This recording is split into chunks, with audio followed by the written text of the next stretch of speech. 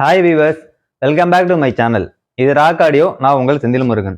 இன்னைக்கு நம்ம பார்க்க போகிற வீடியோ என்ன அப்படின்னு பார்த்தீங்கன்னா, அயோட்டோ பிராண்டில் ஒரு பவர் ஆம்பிளிஃபையர் தான் அன்பாக்சிங் பண்ண போகிறோம். ப்ளஸ் பவர் ஆம்பிளிஃபையர் எதுக்கு நம்ம யூஸ் பண்ணணும், என்ன பர்பஸ்க்காக யூஸ் பண்ணணும், ஸோ இதனுடைய பெனிஃபிட் என்ன அப்படிங்கிறதான் இப்போ நம்ம பார்க்க போகிறோம். ஸோ இந்த ப்ராடக்ட் பார்த்தீங்கன்னா 7 சேனல் சப்போர்ட் பண்ணக்கூடிய ஒரு பவர் ஆம்பிளிஃபையர் தான். இது கஸ்டமர் நம்மளுக்கு ஆர்டர் கொடுத்துருக்காரு. ஸோ கஸ்டமரோட பர்மிஷனோட தான் இதை நம்ம அன்பாக்சிங் பண்ண போகிறோம். ஸோ ஆஃப்டர் அன்பாக்சிங் பண்ணதுக்கு அப்புறம் என்னுடைய டீட்டெயில் என்னங்கிறது நம்ம பார்க்கலாம். இந்த வீடியோட எண்டில் கஸ்டமர் பிளேஸில் இன்ஸ்டாலேஷன் பண்ண வீடியோ நான் போஸ்ட் பண்ணுறேன். அது என்னங்கிறது நீங்கள் பார்த்துங்க. வாங்க வீடியோக்குள்ளே போகலாம்.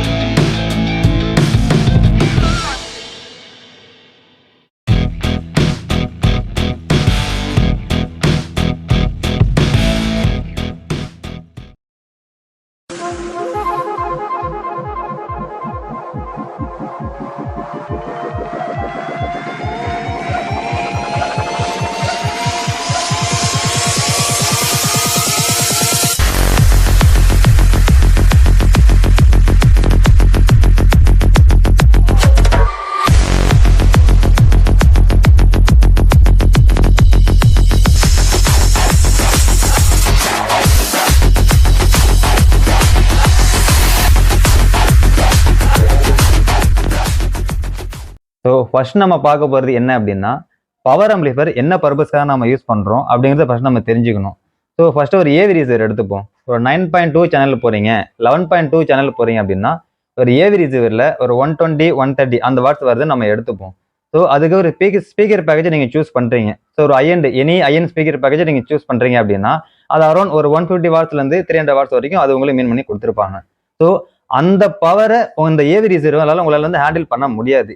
ஏன் ஹேண்டில் பண்ண முடியாது அப்படின்னா, அந்த ஏவி ரிசீவர் பார்த்தீங்கன்னா ஆல் சேனல் உங்களுக்கு 130, 150 அப்படி கொடுக்கும் போது ஆல் சேனல் டிரைவ் பண்ணும் போது அந்த டிப்பு, அதாவது பர்ஃபார்மன்ஸ் வைஸ் உங்களுக்கு லோ அப் டவுன் அது உங்களுக்கு ஆக தான் செய்யும்.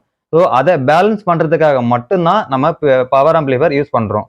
ஸோ இது ஃபர்ஸ்ட் விஷயம். ஸோ ஃபர்ஸ்ட் நம்ம சொன்ன மாதிரி வாட்டேஜுக்காக யூஸ் பண்ணுறோம். ஸோ அடுத்தது பர்ஃபார்மன்ஸ். ஸோ ஒரு ஏவி ரிசீவரில் ஒரு இம்பிடன்ஸ், அதாவது ஒரு 6 ohmஸோ 8 ohmஸ்லையோ உங்களுக்கு ஸ்பீக்கரில் ஹேண்டில் பண்ணும் போது ஸோ அந்த ஓம்ஸ் வேரியேஷன் கம்பல்சரி இருக்கும். ஸோ அதை பேலன்ஸ் பண்ணுறதுக்காக தான் இந்த பவர் ஆம்பை நம்ம கொண்டு வரோம். ஸோ இந்த பவர் ஆம்பை நம்ம கொண்டு வரும்போது அந்த பேலன்சிங் கான்ஸ்டன்டா, அதாவது ஒரே லெவலாக இருக்கும். ப்ளஸ் வாட்டேஜும் அந்த ஒரே லெவலில் இருக்கும்போது நம்ம கேட்கக்கூடிய ஆடியோ ட்ராக் எப்போ கேட்டாலும் ஒரே மாதிரி தான் இருக்கும். ஸோ ஒரு வேரியேஷனும் டிப்பு டவுன் சொல்லுவாங்க இல்லையா, அந்த வேரியேஷன் இதில் இருக்காது. ஸோ அந்த ஒரு பர்பஸ்க்காகவும் நம்ம பவர் ஆம்பை யூஸ் பண்ணுறோம். ஸோ நெக்ஸ்ட் பார்த்தீங்கன்னா, நிறைய பேர் வந்து கிறிஸ்டல் கிளியர் அப்படிங்கிற ஒரு வார்த்தையை மீன் பண்ணுவாங்க. ஸோ அதுக்கு இன்னொரு விட நம்ம சொல்லலாம் அக்யூரேஷன் நம்ம மீன் பண்ண முடியும். ஸோ டெக்னிக்கல் லைன்லாம் பார்த்தீங்கன்னா அது அக்யூரேஷன் தான் சொல்லுவாங்க. ஸோ இது நீங்கள் ஏவியில் எடுக்கும் போது பார்த்தீங்கன்னா ஒரு AV receiver audio, video and power இது மூணுமே ஹேண்டில் பண்ணும். ஸோ இது மூணுமே ஹேண்டில் பண்ணும் பொழுது அதனுடைய பவர் உங்களுக்கு வந்து டிப் இருக்கிறதுனால தான் நம்ம பவர் ஆம்பிளிஃபையர் யூஸ் பண்ணுறோம். ஸோ இதுக்கு அடுத்து நெக்ஸ்ட் லெவல், இன்னும் எனக்கு கிறிஸ்டல் கிளியராக வேணும் அப்படின்னு யோசிக்கிறவங்க உங்களுக்கே தெரியும் ப்ரீ ப்ராசர்னு யூஸ் பண்ணுவாங்க. ஸோ அது ஒரு எல்லாமே ஒரு ஐஎன்டு தான் வரும்.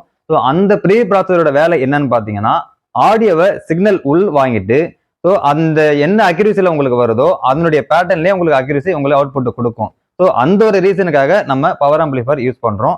அப்படி யூஸ் பண்ணும் போது அந்த பவர் ஆம்பிளிஃபையர்லேருந்து அவுட்புட் உங்களுக்கு போகும்போது பவர் மட்டும் இல்லாமல் அக்யூரேசி, கிறிஸ்டல் கிளியர்னு சொன்னேன் இல்லையா, அந்த அக்யூரேசியும் ப்ளஸ் டீட்டெயில் எல்லாமே உங்களுக்கு ஒரு தியேட்ரிக்கல் எக்ஸ்பீரியன்ஸை விட மோர் தென் 3 மடங்கு உங்களால் வீட்லேயே கொண்டு வர முடியும். ஸோ அந்த ஒரு ப்ராசஸ்க்கு தான் ப்ரீ பவர் யூஸ் பண்ணுறோம். ஸோ அடுத்தது என்னன்னு பார்த்தீங்கன்னா, கஸ்டமர் நிறைய பேர் நம்மளுக்கு எனக்கு பவர் ஆம்பிளிஃபையர் கொடுங்க, ஒரு 20, 30, 40 இந்த பட்ஜெட்டில் எனக்கு கொடுங்கன்னு நிறைய நம்மளுக்கு கால் வருது. ஸோ நம்ம அதனால அந்த பட்ஜெட்டில் பண்ண முடியாது. அது ஏன் அப்படின்னா, ஒரு பவர் ஆம்பிளிஃபையர் செக்ஷன் எடுத்துக்கிட்டிங்கன்னா அதில் நிறைய விஷயம் இருக்குது. ஃபர்ஸ்ட் ரீசன் பார்த்தீங்கன்னா பவர். ஸோ என்ன பவர் கொடுக்குறோமோ அது ஹேண்டில் பண்ணணும். நெக்ஸ்ட் ரொம்ப இம்பார்ட்டன்ட் விஷயம் என்னன்னு பார்த்தீங்கன்னா டிஸ்டார்ஷன் சொல்லுவாங்க. ஸோ இந்த வார்த்தை நிறைய பேர் யூஸ் பண்ணுறதே இல்லை. பவர் ஆம்பிளிஃபையர் வாங்க தெரிஞ்சுக்கிறவங்களுக்கும் ஒரு சில விஷயம் இது வந்து தெரியுதா என்னங்கிறது நமக்கு தெரியல. ஸோ நான் சொல்கிறேன் அது என்னங்கிறது தெரிஞ்சுக்கங்க. ஸோ ஒரு வாட்டேஜ், ஒரு 100 வாட்டேஜ் நம்ம கொடுக்குறோம் அப்படின்னா அந்த 100 வாட்டேஜ் ஒரு ட்ராக் நம்ம கேட்கும் போது துருவா அது இருக்கணும். அந்த வாட்டேஜில் அக்யூரசி மெயினாக இருக்கணும். ஸோ இது வந்து பிராண்டர்ல யூஸ் பண்ணக்கூடிய பவர் ஆம்பிளிஃபையர்ல மட்டும்தான் அது எடுக்க முடியும். ஏன் அப்படின்னா இதுல பலதரப்பட்ட இன்ஜினியரிங் ஒர்க் இருக்கு. அது என்னன்னு கேக்குறீங்கன்னா, இப்போ ஒரு சர்க்யூட் போடுறாங்க அப்படின்னா அதுக்கு ஏகப்பட்ட டெஸ்டிங் இருக்கு. ஸோ 1, 2 இல்ல, நிறைய இன்ஜினியர்ஸ் அதை சர்ச் பண்ணி அந்த வாட்டேஜுக்கு அந்த எக்யூப்மெண்ட்டுக்கு என்ன போடணும் அப்படிங்கிற நிறைய இன்ஜினியரிங் ஒர்க் இதுல இருக்கு. இது நிறைய பேர் மார்க்கெட்ல இப்ப பாத்தீங்கன்னா நிறைய பண்ண ஆரம்பிச்சுட்டாங்க. ஸோ அதுல பர்ஃபார்மன்ஸ் எப்படி இருக்குங்கிறது நான் என்னங்கிறது நான் உங்களுக்கு சொல்றேன். ஃபர்ஸ்ட் வாட்டேஜ் அவங்களால கொடுக்க முடியும், ஆனா கரெக்டான வாட்டேஜ் கொடுக்க முடியாது. ரெண்டாவது அக்யூரசி, அதாவது டிஸ்டார்ஷன் சொல்லுவாங்க. நீங்க என்னதான் யூஸ் பண்ணாலும் நான் பிராண்டட் எந்த இது நீங்க எடுத்தாலும் அந்த டிஸ்டார்ஷனுங்கிறது கரெக்டா இருக்கும். ஸோ இது உங்களுக்கு பிராண்டட்ல இருக்காது. இது ஃபர்ஸ்ட் நம்ம என்னங்கிறது நம்ம புரிஞ்சுக்கணும். இது நம்ம புரிஞ்சுக்கிட்டாலே ஏன் பிராண்டடுக்கு அவ்வளோ காஸ்ட் வருது, நான் பிராண்டுக்கு ஏன் இவ்வளவு பட்ஜெட் கம்மியா வருதுங்கிறது நம்மள ஈஸியா அனலைஸ் பண்ண முடியும். ஸோ இவ்வளவு நேரம் நீங்க பார்த்துருப்பீங்க, ஒரு பவர் ஆம்பிளிஃபையர் எதுக்கு யூஸ் பண்ணணும், என்ன பர்பஸ்க்காக யூஸ் பண்ணணும், எப்படி சூஸ் பண்ணணும், ஏன் அதை சூஸ் பண்ணுங்கிற வீடியோ நீங்க பார்த்துருப்பீங்க. ஸோ நான் டீட்டெயிலாக உங்களுக்கு மென்ஷன் பண்ணியிருப்பேன். ஸோ இது இல்லாம ஒரு ரூம் சைஸ் நீங்க எடுத்துக்கிட்டீங்க அப்படின்னா அதில் நீங்க என்ன பேக்கேஜ் யூஸ் பண்ணிருக்கீங்க, என்ன சிஸ்டம் யூஸ் பண்ணிருக்கீங்க, ஸோ அந்த சிஸ்டத்துக்கு நீங்க என்ன பவர் ஆம்பிளிஃபையர் போடணும் அப்படிங்கிற ஒரு கால்குலேஷன் இருக்கு.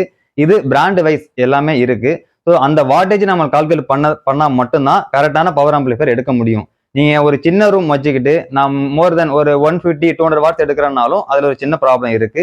நீங்க பெரிய ரூம் வச்சுக்கிட்டு அதுக்கு நீங்க ஒரு 80 வாட்ஸ் எடுக்கிறீங்க, 100 வாட்ஸ் எடுக்கிறீங்க அப்படின்னாலும் அதுலயும் ஒரு சின்ன லாக் இருக்கு. ஸோ அந்த ரூமுக்கு அந்த பேக்கேஜுக்கு என்ன சூஸ் பண்ணுங்கிறதுல கரெக்டா டீடைல் தெரிஞ்சுக்கிட்டு ஒரு பவர் ஆம்பிளிஃபையர் எடுங்க. ஸோ அதுதான் உங்களோட பெட்டர் சாய்ஸ். ஸோ இந்த அயாட்டாவோட பவர் ஆம்பிளிஃபையரோட மேடுன்னு எடுத்துட்டீங்கன்னா யூகே கண்ட்ரியோட மேடு தான் இது.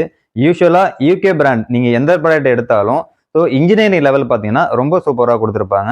எக்ஸாம்பிள் என்ன அப்படின்னா, ஒரு வாட்டேஜ் ஒரு 50 வாட்டேஜோ இல்லை 100 வாட்டேஜோ அவங்க கொடுக்குறாங்க அப்படின்னா அந்த 100 வாட்டேஜ் பியூரா ஒர்க் பண்ணும். ஸோ நீங்க மற்ற கண்ட்ரி கூட கம்பேர் பண்ணும்போது யூகேல இந்த ஸ்பெஷலான ஒரு இன்ஜினியரிங் லெவல் இருக்கு. ஸோ இதுவும் ஒரு யூகே பிராண்ட் அப்படிங்கிறதுனால அந்த பர்ஃபார்மன்ஸ் இஷ்யூல எந்த விதமான லாகோ எந்த இஷ்யூமே இல்லை. ஸோ நெக்ஸ்ட் அடுத்து பார்த்தீங்கன்னா ஃப்ரண்ட் பேனல்ல உங்களுக்கு எந்த விதமான பட்டன் கொடுக்க மாட்டாங்க. ஒன்லி ஒரு பவர் பட்டன் மட்டும்தான். அந்த பவர் பட்டனும் மேனல் மட்டும் தான் கொடுத்துருப்பாங்க. ஸோ இதில் நம்ம ரிமோட் கண்ட்ரோலுக்கோ வால்யூம் கண்ட்ரோலுக்கோ நம்மளுக்கு ஒர்க்கு கிடையாது. எல்லாமே நீங்க ஏவிஆர் யூஸ் பண்ணாலும் சரி, ப்ரீ ப்ராசர் யூஸ் பண்ணாலும் அதனுடைய கண்ட்ரோல் மட்டும் தான் நீங்க யூஸ் பண்ண முடியும். ஸோ அடுத்தது வாங்க பேக் சைடில் என்ன கனெக்டிவிட்டி இருக்கு அப்படிங்கிறத நம்ம பார்க்கலாம். ஸோ இது பேக் சைடு வியூ தான் இப்போ நீங்க பார்த்துட்டு இருக்கீங்க.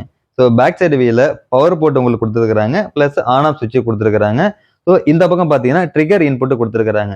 இது எதுக்கு அப்படின்னா, ஒரு ஏவிஆரோ இல்லை ப்ராசஸரோ நீங்க இந்த ட்ரிகர் லைன் கொடுத்துட்டீங்க அப்படின்னா ஸோ நீங்க அந்த ஏவிஆர் பிளஸ் ப்ராசஸர் ரெண்டுமே நீங்க ஆஃப் பண்ணும்போது இதுவும் உங்களுக்கு ஆஃப் ஆயிடும். நெக்ஸ்ட் பாத்தீங்கன்னா ஸ்பீக்கர் கனெக்டிவிட்டி எல்லாமே பனானா ஜாக்ல கோல்டு பிளேட்டர் தான் கொடுத்துருக்காங்க. Next input, so balanced unbalanced ரெண்டுமே உங்களுக்கு கொடுத்துருக்காங்க. ஒரு ஏவிஆர் எடுக்கிறீங்க அப்படின்னா அதுல உங்களுக்கு அன்பேலன்ஸ்ட் அவுட்புட் வரும், இதுல அன்பேலன்ஸ் இன்புட் வந்துடும். ஸோ அடுத்தது நம்ம பார்க்க போறது ப்ராடக்டோட ஸ்பெசிஃபிகேஷன் எடுத்துட்டீங்க அப்படின்னா ஃபர்ஸ்ட் வாட்டேஜ் என்னங்கிறத நம்ம பார்க்கலாம்.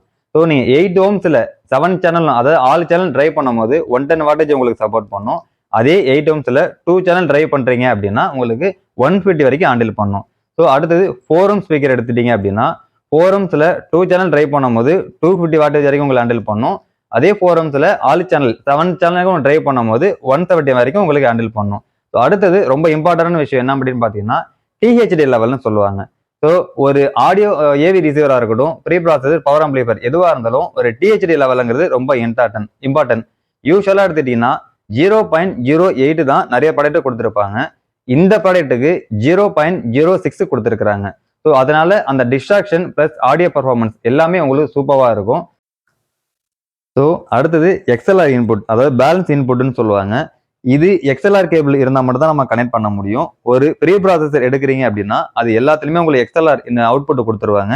ஸோ அந்த அவுட்புட் எடுத்துட்டு இந்த XLR இன்புட் கொடுத்துட்டீங்கன்னா உங்களுக்கு பர்ஃபார்மன்ஸ் ரொம்ப நல்லா இருக்கும். எதனால அப்படின்னு பார்த்தீங்கன்னா தேவையில்லாத நாய்ஸஸ் பிளஸ் டிஸ்ட்ராக்ஷன், அதாவது அம்மிங் நாய்ஸ்ன்னு நம்ம சொல்லுவோம் இல்லைங்களா, அந்த அம்மிங் நாய்ஸ் உங்களுக்கு இந்த XLR இன்புட்ல கொடுக்கும்போது இருக்காது.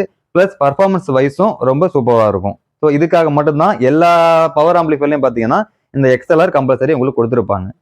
ஸோ இந்த ப்ராடக்டோட பர்ஃபார்மன்ஸ் வைஸ் பார்த்தீங்கன்னா மற்ற லீடிங் பிராண்ட் கூட கம்பேர் பண்ணும்போது பர்ஃபார்மன்ஸும் சரி வாட்டேஜும் சரி பக்காவாக ஹேண்டில் பண்ணுது. ஸோ நாங்கள் பர்சனலாக எல்லா பிராண்டு கூடயும் கம்பேர் பண்ணி பார்த்துட்டோம். இந்த ப்ராடக்ட் பர்ஃபார்மன்ஸில் எந்த விதமான லாகோ டிஸ்ட்ராக்ஷனோ எதுவுமே இல்லை.